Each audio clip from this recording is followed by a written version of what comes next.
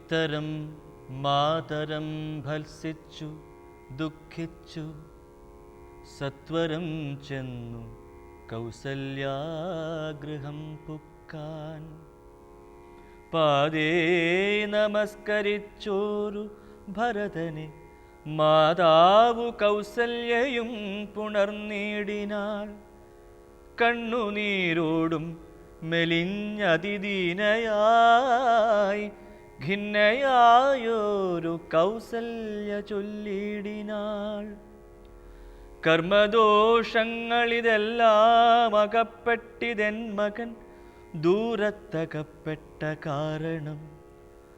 ശ്രീരാമനും അനുജാതനും സീതയും ചീരാംബരജടാധാരികളായി വനം പ്രാപിച്ചിതെന്നെയും ദുഃഖാംബുരാശിയിൽ താപേന മഗ്നയാക്കിയിടിനാർ നിർദ്ദയം. ഹാ രാമ രാമ രഘുവംശനായക നാരായണ പരമാത്മൻ ജഗൽപതേ. നാഥ ഭവാൻ മമ നന്ദനനായി വന്നു ജാതനായിടിനാൻ. കേവലമെങ്കിലും ദുഃഖമെന്നെ പിരിയുന്നീലൊരിക്കലും ഉൾക്കാമ്പിലോർത്താൽ വിധിബലമാം തുലോം. യുദ്ധം കരയുന്ന മാതാവു തന്നെയും നത്വാ ഭരതനും ദുഃഖേന ചൊല്ലിനാൻ. ആതുരമാനസയാകായിതുകൊണ്ടു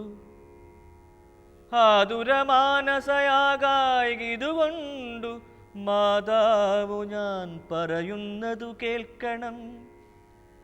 രാഘവരാജ്യാഭിഷേകം മുടക്കിയാൾ കൈകേയിയാകിയ മാതാവു മാതാവേ. ഞാനറിഞ്ഞിട്ടില്ല രാഘവൻ തന്നാണെ, ഞാനറിഞ്ഞത്രേയതെങ്കിലോ മാതാവേ. ബ്രഹ്മഹത്യാശതജാതമാം പാപവും അമ്മേ ഭുജിക്കുന്നതുണ്ടു ഞാൻ നിർണയം. ബ്രഹ്മാത്മജനാം വസിഷ്ഠമുനിയെയും ധർമ്മധാരങ്ങളരുന്ധതി തന്നെയും ഖഡ്ഗേന നിഗ്രഹിച്ചാലുള്ള പാപവും ഒക്കെ അനുഭവിച്ചിടുന്നതുണ്ടു ഞാൻ. ഇങ്ങനെ നാനാശപഥങ്ങളും ചെയ്തു തിങ്ങിന ദുഃഖം കലർന്നു ഭരതനും കേഴുന്ന നേരം ജനനിയും ചൊല്ലിനാൾ. ദോഷം നിനക്കേതുമില്ലെന്നറിഞ്ഞു ഞാൻ, ദോഷം നിനക്കേതുമില്ലെന്നറിഞ്ഞു ഞാൻ. യുദ്ധം പറഞ്ഞു പുണർന്നു ഗാഠം ഗാഠമുത്തമാങ്കെ മുകർന്നാളതു കണ്ടവരൊക്കെ വാവിട്ടു കരഞ്ഞു തുടങ്ങിനാർ. അക്കഥ കേട്ടു വസിഷ്ഠമുനീന്ദ്രനും മന്ത്രിജനത്തോടും അൻപോടെഴുന്നള്ളി സന്താപമോടു തൊഴുതു ഭരതനും രോദനം കണ്ടരുൾ ചെയ്തു വസിഷ്ഠനും.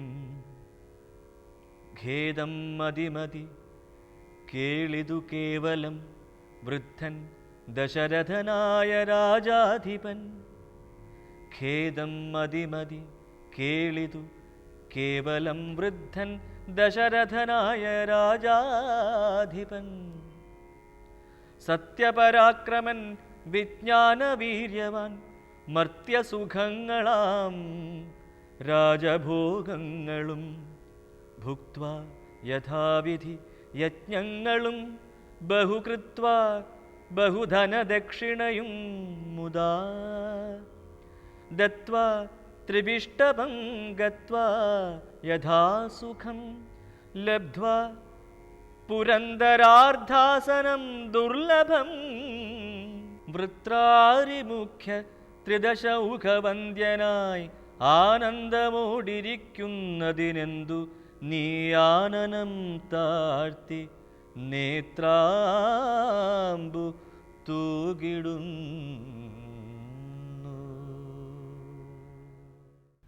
ഭരതരാജകുമാരൻ വസിഷ്ഠ മഹർഷിയുടെ നിർദ്ദേശമനുസരിച്ചിട്ട് കേകയത്ത് നിന്ന് അയോധ്യയിലേക്ക് എത്തിച്ചേർന്നതാണ് നമ്മൾ കഴിഞ്ഞ ദിവസം കണ്ടത്. വസിഷ്ഠ മഹർഷി പറഞ്ഞയച്ച ദൂതന്മാർ കേകയത്തെത്തി യുധാജിത്തിനെ വൃത്താന്തങ്ങൾ അറിയിച്ചു. ഭരതനും ശത്രുഘ്നനും സകുടുംബം വളരെ വേഗത്തിൽ അയോധ്യയിൽ എത്തിച്ചേർന്നു. ദശരഥനുണ്ടായ ദുഃഖത്തെക്കുറിച്ച്, രാമൻ്റെ കാനനയാത്രയെക്കുറിച്ച് ഭരതനെ അറിയിച്ചിട്ടില്ലായിരുന്നു. നിരാഡംബരമായ അയോധ്യ കണ്ട്, ദുഃഖം കൊണ്ടാകെ മ്ലാനമായി തീർന്ന അയോധ്യ കണ്ട് ഭരതനാകെ സംഭ്രമിച്ചു. വീട്ടിലെത്തിച്ചേർന്നപ്പോഴാണ് ദശരഥൻ മരിച്ച വൃത്താന്തവും അതേപോലെ തന്നെ രാമൻ കാട്ടിലേക്ക് പോയ വൃത്താന്തവും ഭരതൻ അറിയുന്നത്. അതിന് കാരണം തൻ്റെ അമ്മയാണെന്നും തൻ്റെ പേര് പറഞ്ഞിട്ടാണ് അതെല്ലാം സംഭവിച്ചിരിക്കുന്നതെന്നും ഒക്കെ അറിഞ്ഞ് ഭരതൻ ആകെ തകർന്നു. അമ്മയോട് കോപിച്ചു, അമ്മയെ ഭത്സിച്ചു. കൈകേയി ആകെ തകർന്നുപോയി. കാരണം താൻ എന്താണോ ആഗ്രഹിച്ചത് അതിന് വിപരീതം സംഭവിക്കുന്നു. ഭരതൻ നേരെ ഓടിയത് കൗസല്യയുടെ വീട്ടിലേക്കായിരുന്നു. ആ മാതാവിനെ കണ്ട് നമസ്കരിച്ചു. ആ മാതാവിനോട് പറഞ്ഞു, അമ്മേ, ജ്യേഷ്ഠനെ കാട്ടിലേക്ക് അയച്ചത് ഞാൻ അറിഞ്ഞിട്ടല്ല. ഞാനിവിടെ ഉണ്ടായിരുന്നെങ്കിൽ എൻ്റെ അമ്മയെ ഇതിനനുവദിക്കുമായിരുന്നില്ല. യഥാർത്ഥത്തിൽ ഞാൻ അറിഞ്ഞിട്ടാണ് ജ്യേഷ്ഠനെ കാട്ടിലേക്ക് അയച്ചതെങ്കിൽ എല്ലാ പ്രകാരത്തിലുമുള്ളതായ ദുഃഖങ്ങളും എല്ലാ പ്രകാരത്തിലുള്ളതായ ദുരിതങ്ങളും എന്നെ സ്പർശിക്കട്ടെ, പാപങ്ങളെല്ലാം എന്നെ സ്പർശിക്കട്ടെ എന്നെല്ലാം പറഞ്ഞ് ഭരതൻ നിലവിളിക്കുന്നത്, കൗസല്യയുടെ പാദത്തിൽ വീണ് നിലവിളിക്കുന്നത് നാം ഇവിടെ കണ്ടു. ആ അവസരത്തിൽ ഭരതൻ്റെ മനസ്സറിയുന്ന കൗസല്യ, ഭരതൻ ഒരു പ്രകാരത്തിലും ഇതിന് കാരണക്കാരനല്ല എന്നറിയുന്ന കൗസല്യ, രാമനേക്കാളേറെ തന്നോട് സ്നേഹം ഭരതനാണ് എന്നറിയുന്ന കൗസല്യ തൻ്റെ മകനെ പിടിച്ചെഴുന്നേൽപ്പിച്ച് ആശ്ലേഷിച്ച് ആ ഭരതനെ സമാധാനിപ്പിച്ചു.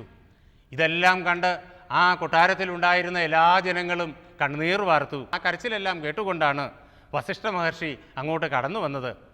ഭരതൻ്റെ ദുഃഖം കണ്ട് ഭരതനെ സാന്ത്വനപ്പെടുത്താതെ ഇനി കാര്യങ്ങളൊന്നും ചെയ്യാനാവില്ല എന്നറിയുന്ന ആ ഋഷിസത്തമൻ ഭരതനോട് സംസാരിച്ചു. ഭരതനോട് പറഞ്ഞു, അല്ലയോ കുഞ്ഞെ, ദശരഥനെ ഓർത്ത്, മഹാരാജാവായ ദശരഥനെ ഓർത്ത്, പിതാവിനെ ഓർത്ത് നീ ഒരിക്കലും വേദനിക്കരുത്. ചെയ്യേണ്ടതെല്ലാം അനുഷ്ഠിച്ച് കൃതകൃത്യനായി ദേവലോകം പൂകി അദ്ദേഹം അവിടെ സ്വർഗലോകത്ത് ഇന്ദ്രൻ്റെ സിംഹാസനാർത്ഥത്തിലിരിക്കുന്ന ആ മഹാരാജാവിനെ കുറിച്ച് ചിന്തിച്ച് നീ എന്തിനു കരയുന്നു? ബുദ്ധിമാന്മാർ ഒരിക്കലും ആ പ്രകാരത്തിൽ കരയില്ല. മരിച്ചയാളിനെക്കുറിച്ച് കരയുന്നത് നിസ്സാരന്മാർ മാത്രമാണ്. കാരണം ആത്മാവിന് മരണമില്ല, ആ ആത്മാവിന് ജനനമില്ല, മരണമില്ല. ആത്മാവിനില്ല ജനന മരണവും, ആത്മനി ചിന്തിക്കുക ഷഡ്ഭാവവുമില്ല. ഇതാണ് ആത്മാവിന് ജനനവും മരണവുമില്ല. അതേപോലെ തന്നെ വളരുക, വളർച്ചയുടെ ഒരു പാരമ്യത്തിലെത്തുക, തളരുക തുടങ്ങിയതായ വികാരങ്ങൾ, മാറ്റങ്ങൾ അതൊന്നും ഈ ആത്മാവിനില്ല. കാമക്രോധ ലോഭ മോഹാദികളും ആത്മാവിനെ സ്പർശിക്കുന്നില്ല. അങ്ങനെയുള്ള ആത്മാവാണ് ദശരഥൻ എന്നറിയൂ. ആത്മാവാണ് ദശരഥൻ എന്നറിയുമ്പോൾ, ദശരഥൻ മരിച്ചിട്ടില്ലെന്നറിയുമ്പോൾ പിന്നെ ഈ ദുഃഖത്തിന് എന്ത് സ്ഥാനം? അതിനാൽ ദുഃഖം ഉപേക്ഷിക്കുക.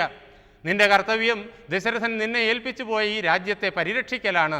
ആ കർത്തവ്യം ദുഃഖം കൊണ്ട് നീ ആ കർത്തവ്യത്തിന് ലോപം വരുത്തരുത്. നീ ആ കർത്തവ്യം അനുഷ്ഠിക്കൂ. അതിനാൽ ദശരഥൻ്റെ മരണത്തിന് ശേഷമുള്ളതായ ക്രിയകളെല്ലാം ചെയ്തിട്ട് രാജ്യഭാരം കയ്യേക്കൂ. ഭരതൻ പറഞ്ഞു, അത് സാധ്യമല്ല. രാജ്യത്തിൻ്റെ അവകാശി ജ്യേഷ്ഠനാണ്. ഈ രാജ്യം ഈ സിംഹാസനത്തോടും കിരീടത്തോടുമൊപ്പം ഈ അഭിഷേകത്തിനുള്ള ഒരുക്കങ്ങളോടൊപ്പം ജ്യേഷ്ഠൻ്റെ പാദങ്ങൾ സമർപ്പിക്കാൻ ഞാനിതാ കാട്ടിലേക്ക് പോവുകയാണ്.